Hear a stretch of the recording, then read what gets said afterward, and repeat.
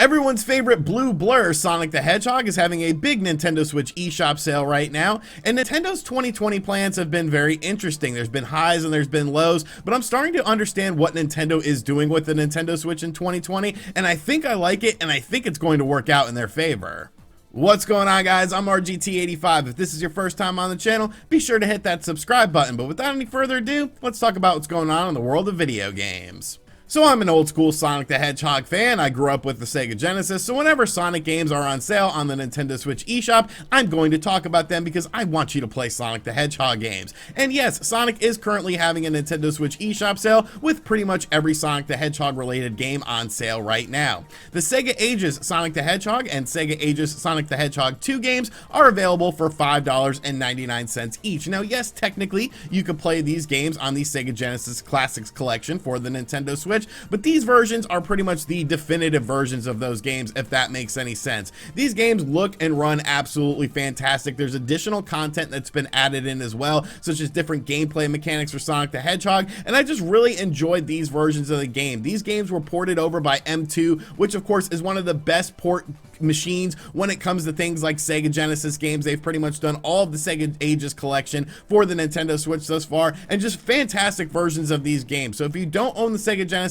Classics collection, or you do but you still have that Sonic the Hedgehog nostalgia and you want to play the games in the best way possible, this is definitely the way to do it. And like I said, these games are available for $5.99 each. Now Mario and Sonic at the Tokyo Olympics 2020 is available for $39.99, and honestly I don't think this game sold very well, which is a shame because it's a really fun game. They actually did some really good stuff with this game. Most of the events are really fun, although a bit simplistic. There's online play. The story mode is pretty interesting. There's a retro graphics mode for some of the gameplay modes as well. I think this game is a lot of fun. I played it quite a bit. I never got around to doing a review on it, but I definitely recommend this game if you have people to play it with as well, because it's a lot of fun. Essentially just a bunch of different mini games, but you're gonna have a good time with this game. And like I said, it is available for $39.99. If you're looking for a racing game, Team Sonic Racing is available for $19.99. A solid kart racing game. It's not nearly as good as something like Mario Kart 8 Deluxe or anything like that, but I think it's a solid game and a solid kart racing game. And since it's on sale for $20, like if you like kart racing games and you haven't picked this up yet, it's definitely worth it. It's definitely better than Garfield Kart Furious Karting or Furious Racing, whatever that game was called.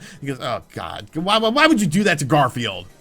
And the final two games available in this Sonic the Hedgehog sale are Sonic Forces and Sonic Mania, each available at $9.99. Now these games seem to go on sale quite often, but you know what? I like both of these games. Now I love Sonic Mania. Sonic Mania is obviously much better than Sonic Forces and available for just $9.99. If you haven't played it yet, I don't know what you're doing with your life. You need to play Sonic Mania. It's just a fantastic nostalgic experience with some new gameplay mechanics and new levels that really make it stand out. Fantastic music as well. But Sonic Forces, I think for $10, like, it's not a bad pickup. I bought the game for $40 when it first came out, and I didn't hate it. You know, it was a solid 6.5 maybe. There are some issues that the game has, but I think as a new Sonic game, it's not nearly as bad as something like Sonic Boom was or anything like that. And that game came out at a full $60. For $10, it's worth checking out if you're just curious about this game. A lot of people seem to dislike this game a lot. Me personally, I had some fun with it. I thought it was a decent enough experience. So for $10, I think it is worth checking out. But yeah, like I said, all these Sonic the Hedgehog games are on sale right now on the Nintendo Switch eShop. I love Sonic the Hedgehog. I love Sega. So anytime I can talk about them, I will. And finally, Nintendo's 2020 has been, well, it's been pretty weird, honestly. Looking at the landscape of how the world is right now, obviously a lot of things are changing, but when you also have to factor in the fact that other video game companies seem to be sort of plugging along, but Nintendo's just been, well, very quiet. You know, there's only been a Nintendo Direct Mini where we got some cool information on some games, but other than that, everything else has just been game specific, you know, different sorts of DLC for previously released games or Animal Crossing. But really beyond that, we didn't know what Nintendo was doing in 2020, and a lot of people, myself included, were a bit concerned, but now I'm starting to understand the vision here, and I think I like it. So a lot of this, of course, is stemming from the fact that there are real world situations going on right now, and Nintendo isn't really adapting to them quite as well because of the strong Japanese connection and the work at home infrastructure over in Japan. Obviously, a lot of things come from Nintendo of Japan, not so much Nintendo of America. Nintendo of America is pretty much just a figurehead for what Nintendo of Japan decides to do, and then of course just announces it in the Americas. So Nintendo of Japan pretty much runs Nintendo still, and I think you're seeing that in how they are adjusting to the real world situations. I do think that this is going to work out though, because we have talked of course previously about how Nintendo was planning a direct for the month of June, but it seems like that's been on hold according to Jeff Grubb from VentureBeat, and now it'll be a late summer thing. So people are thinking maybe late July, early August for a Nintendo Direct. Now, Nintendo Directs are awesome because it gives us a ton of stuff to talk about. It gives us a chance to learn about these upcoming games and pretty much get everything in a nice tidy little package that takes about 30 minutes. You learn about new games, you learn about stealth games, you get release dates for games, but I don't necessarily think that they are all that important. What really matters at the end of the day is just talking about games, announcing new games. It's just that the Nintendo Direct has become this vessel of how we are adjusting to how Nintendo talks about games. When you see a Nintendo Direct is coming up, you're thinking, okay, I'm gonna learn about new games, but you don't necessarily think outside of that box that Nintendo is going to announce something beyond that. But now you're starting to see sort of a shift away with that sort of mentality, and I think there's two great instances of that. Summer essentially went from, okay, what the hell is coming out, to, hey, there's two big games coming out in the month of July. Deadly Premonition 2 got a release date randomly a few weeks ago of July 10th, and that of course happened at the end of April. But there's a big 2020 timed exclusive right out of the gate. When it was being teased that Deadly Premonition 2 information was coming, I didn't think they were going to give a release date for that game, but sure enough, that's what they did. Then of course there's Paper Mario, the Origami King. That of course was announced last week for the Nintendo Switch and given a release date of July 17th. Now, of course, this game was a bigger deal because outside of rumors of a new Paper Mario game, we didn't know this game existed. And then we got a full-on trailer and bam, Nintendo drops this trailer. They drop a release date that's coming out 2 months after being announced. And now a lot of people are really excited for it. So Nintendo literally just bolstered their Switch lineup for the summer with two big games in the span of 3 weeks with random announcements. And to me personally, that's been a better job than what they've done so far with first party stuff this year. Tokyo Mirage Sessions didn't interest me whatsoever. Animal Crossing was huge, of course, and Xenoblade Chronicles Definitive Edition does look pretty good, but I've played that game twice through already on the Nintendo 3DS, the new 3DS, and the Wii, so I'm not really interested in that. But now I have two big games coming out this summer, brand new games that aren't available on any other platform that I can be very excited about. And I think that's what Nintendo is trying to do. Now, dialing back on the Nintendo Directs, I don't think necessarily is a bad thing as long as you keep the game announcements coming out.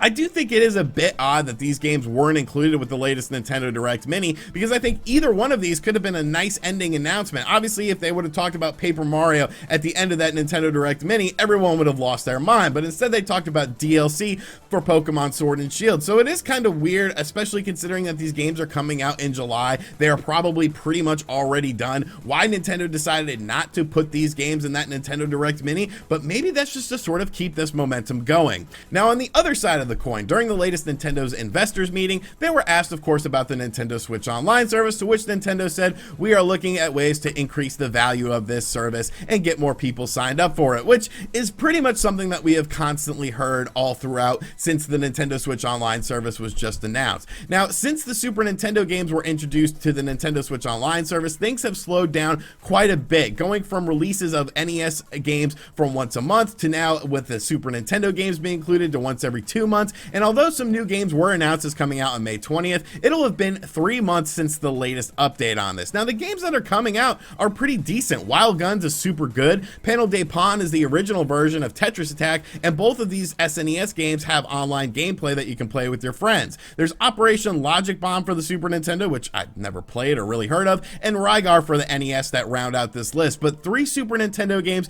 and 1 NES game after a 3-month wait seems a bit paltry. I honestly feel like the Nintendo Switch Online service can be just so much better, and I think there are a lot of other people that feel that way as well. And I really hope that Nintendo is dedicated and trying to figure out ways to make this service better, because it's arguably one of the most underutilized functions on the Nintendo Switch system, especially when you compare it to previous Nintendo systems such as the Wii, the Wii U, and even the 3DS. I feel like those online infrastructures offer more value and more features than what we get on the Nintendo Switch right now, which is just unexplainable and inexcusable. But with all that being said, I do like Nintendo's approach to 2020. Just announce games. Like, it's not that hard. Yes, the PS5 and the Xbox Series X are obviously going to draw up huge interest, and there's not a new Nintendo Switch coming out this year or anytime soon. It's 2020. You don't need these big fancy presentations anymore. Just simply release information on these games and the internet will do the rest for you.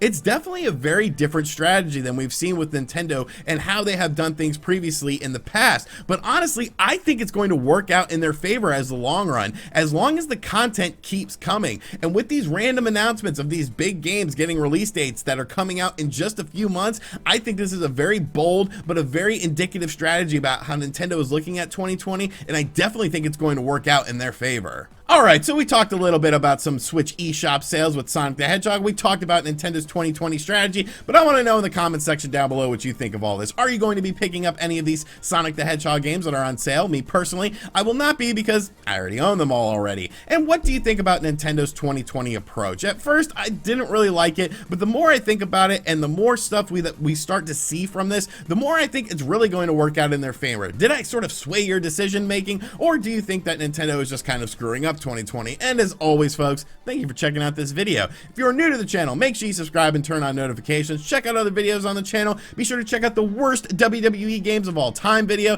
Check out the Elder Scrolls Blades review that we did yesterday as well, because you don't want to download that game. And as always, I'll catch you guys on the next video. Later.